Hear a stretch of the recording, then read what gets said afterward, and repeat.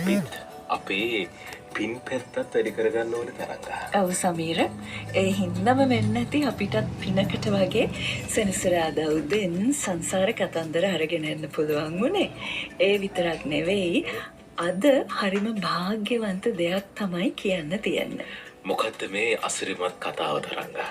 සාරා සංකේය කල්ප ලක්ෂයක් පුරා අපේ තථාගතයන්න් වහන්සේ පෙරුම් පිරුවේ සම්බුද්ධත්වයට පත්වෙන්නනේ. ඉතින් සමීර සිද්ධාර්ථයන්න් වහන්සේ විදියට උන්වහන්සේ පහළ වුණු අවසන් භවයේ සිදුවුණු මේ අසිරිමත්ම සිදුවීම තරංගයි මායි කියන්න ලෑස්ති වෙන්නේ. තරංගා දැන් අපි දන්නවනේ බෝධිසත්වයන්න් වහන්සේට අවසාන භෝජනේ පිළිගන්වන්නේ සුජාතා සිටු දේවිය කියලා. සාදු සාදු සාදු. ඉතින් මේ අවසන් භෝජනේ පිරිනමලා දැන් මේ බෝධිසත්වය කියලා දැනගෙන නෙමෙයි තෘප්තිවියක් කියලා හිතාගෙනනේ. අවසන් භෝජනේ පිරිනමලා ඔන්න ආපහු නිවසට ඇවිල්ලා. එතන සිදුවෙන සිදුවීම අහලා බලන්නකෝ. පියාණෙනි ගැඹුරු කල්පනාවක නිමග්නනේ. නැත දියණියනි. කල්පනා කරන්නට තරම් ගැඹුරු කරුණක් නොවේ. ඒත් ඉර මුදුන් වී හෝරාවක්වත් ගතවන්නට පෙර ඔබලා ආපසු පැමිණියා. එහෙමයි පියාණෙනි, එහෙමයි. ඔබේ සිත තුළ කුහුලක් ඇති වුණා වගේ. උදෑසනින් මාජපල් නුගරුක වෙත ක්ෂීර පායාස රැගෙන වෘක්ෂ දේවතාවුන් වහන්සේ පුදන්නට ගිය අප මෙතරම් කඩිනමින් පැමිණීම ගැන ගම්පතිතුමනි, මාගේ ස්වාමි දියණියටත් අපටත් හැකිවුවා වෘක්ෂ දේවතාවුන් වහන්සේ දැක ගන්න. සැබවින්ම පියාණෙනි. කදිමයි. එයයි මහත් සතුටක් දියණියනි. පියාණෙනි, පළමු වරට මා දේවතාවුන් වහන්සේට බලි පුදා පැතූ පැතුම සර්ව ප්‍රකාරයෙන්ම ඉෂ්ට වූවා. ස්වාමි පුරුෂයා ලෙස මට බරණැස චූල සිතානන් ලැබුණා. දරු සම්පතක් ලෙස යස මට හිමි වූවා. හෙදා පටන් මා මේ බලි පූජාව අතපසු කළේ නෑ පියාණෙනි. දේවතාවුන් වහන්සේ මාගේ දෑසින්ම දකින්නට ලැබීම ඉමහත් වාසනාවක්. දියණියනි, උන්වහන්සේගේ ස්වරූපය කෙබඳුද? නුගරුක සෙවණේ පద్මාසනයෙන් වැඩ සිටියදී අපිට දකින්නට ලැබුණේ පියාණෙනි.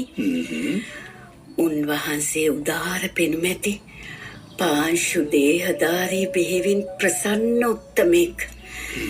දැසී බැල්ම හරිම තියුණුයි. ඊටාම කාරුණිකයි. ස්වාමි දියණියනි, පීත වර්ණයට තරමක් හුරු අඳුරු රෙදි කඩකින් සිරුර වසාගෙන සිටියේ. බමුණන් මෙන් හිස මුදුනෙහි කැටි කර තිබුණේ නැහැ.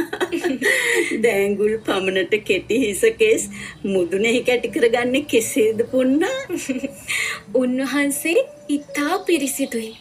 බමුණන් මෙන් අප්‍රසන්න බවක් තිබුණේ නැහැ. පුන්නාට අදහස පහළ වුණේ අපේ බෑණනුවන්ගේ ඇදුරු සොත්තිය බමුණ දැකීමෙන් වෙන්න පිළිවනි.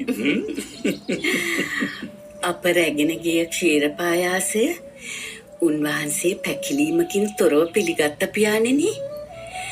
ඒත් පැවසුවා භෝජනය ගැනීමට පළමුව නේරංජරා නදින් ස්නානය කිරීමට අපේක්ෂා කරන බව. ඒ නිසා භෝජන ගැනීමෙන් පසු රන්තැටියට කළ යුත්තේ කුමක්දැයි උන්වහන්සේ මගින් විමසුවා.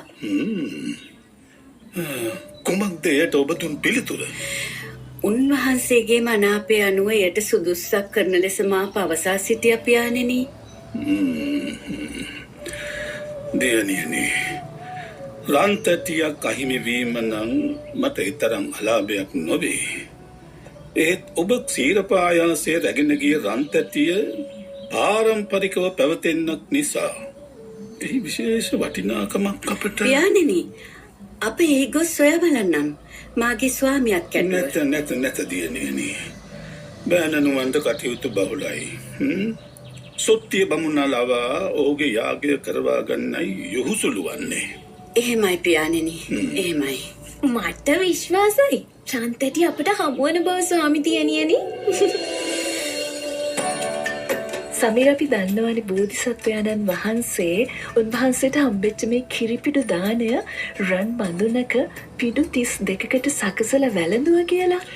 දැන් මේ සුජාතා සිටු දේවියත් ඇගේ මාමණ්ඩයත් බලන්නේ මේ රන් බඳුන්ට මොකද උනේ කියලා. අපිත් බලාගෙනමුකෝ ඊළඟ කතාංගයේදී.